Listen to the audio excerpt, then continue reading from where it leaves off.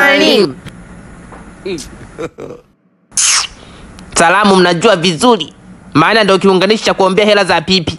Ila kichwani kuna mtu amembe ya kuiva. Kila mkijitikisa mmeangusha akili. Leo sina shida ya salamu yenu. Kwanza mmefika mmefagia mmekusanya pembeni. Walimu waje wazoe. Ndio kwenu mnakusanyaga uchafu kwenye kona ya nyumba. Ndio uvivu unaanzaga hivyo hivyo. Na hivyo vichwa kama kalabai za wavuvi. Mwalimu Yombo, ni kipindi changu, naomba unipishe. Madam, umeamka na ingova. Kwenye ratiba isabati ndo inaanza.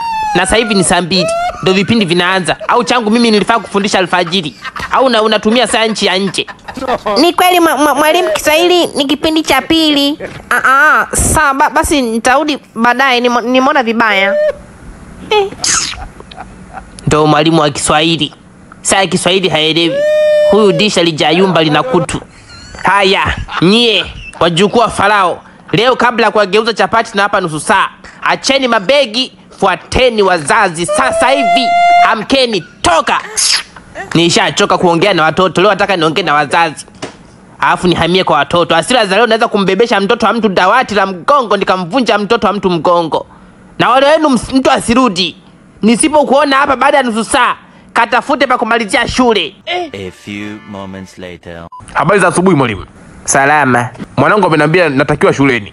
Mwanao jina lake nani? Isaac Machusa. Wewe ndo Mwachusa. Sasa twende kwenye point. Kama una mtoto huyo mmoja, si ukipata muda, mpike supu ndani, mnywe, kula na mifupa.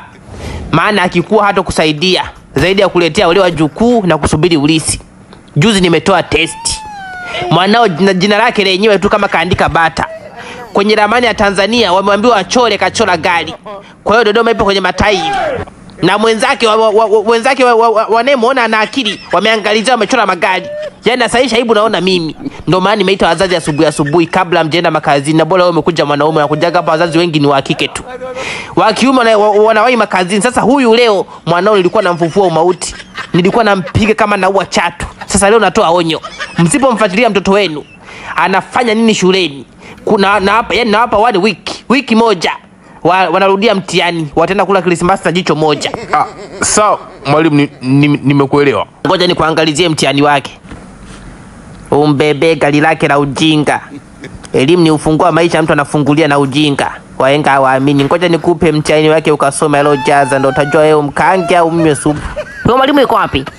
Atakuwepo darasani. Mbona baba zake ametoka? Kitufe, kaongea naye. Nakusikia. Njoo na mzazi wako. Wewe kesi yako hata Kibatala akiisikia atakupeleka mahabusu mwenyewe. Sasa hizi mwalimu, mbona asubuhi? Salama mzazi. Ulitaka nikuite jioni na unakuja tuition. Hebu mzazi nisikilize. Usinijie juu kama pumzi ya mwisho. Huko juu unapokuja mimi nishajenga. Labda unikusaidie kutafuta kiwanja. Katika watoto wa kupigwa mpaka kufa kama sheria itapita leo, nitaanza na Kitufe. Unamlea kama yai, unataka wakikuwa mpaka. Mwalimu, kwani kuna nini? Mbona kunitokania mtoto? Huyo mtoto mashine ya kufuatilia matofali ya ujinga. Wiki iliyosha alifanya mtihani. Sasa mzazi nitaongea na wewe mwisho. Sikiliza redio yako uliozaa ilivyokula kanda ya uzazi. Kitufe, swali la 11. Chora ramani ya Tanzania. Ulichora nini? Kumbe ilikuwa ramani. Nilichora gari. Uliangalizia kwa nani mtoto mzuri? Maana ule mchoro sio kuchora kutoka kichwani kwako. Kwa Isaac. Kwa hiyo Mbeya ipo kwenye dashboard. Swali la mwisho, aliyechanganya udongo wa Tanganyika na Zanzibar uliandika nani? Mtoto mzuri. Idi Amin dada. Dada yake nani? Mama yako? Idi Amin dada ya nyoko. Hivi we mtoto, mbona ukuzaliwa na mimi? Yaani nakwambia tu ukweli, ningekusaga juisi. Mzazi, mwanao kapata 0 square. Nyuma ya 0 hakunaga namba. Ila mwanao kapata namba za nyuma ya 0. Sasa ule usitaki kumwoa darasani. Naomba kampe osia wiki ijayo wanarudia mtihani ili wakale Christmas. Asipopata hata 10, atakula Christmas na mguu mmoja. Ngoja nikupe mtihani wa maisha ya mwanao kausome. Siku ya mtihani naomba kabisa mkatie PF3.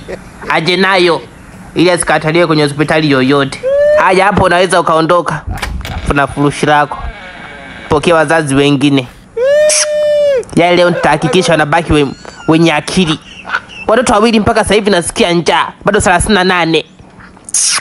Yaani nafundisha wanafunzi 40 zote za mwizi.